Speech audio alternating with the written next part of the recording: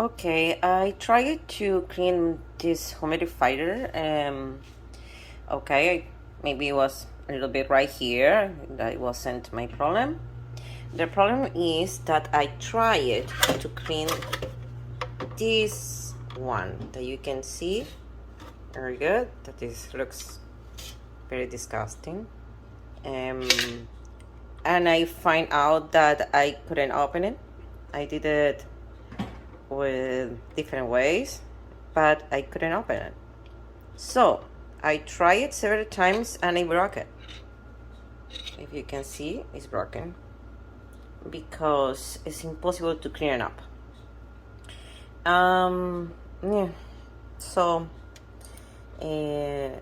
for me, it's not working. Didn't work.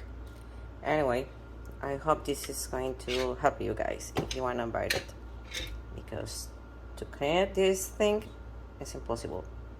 All right, bye.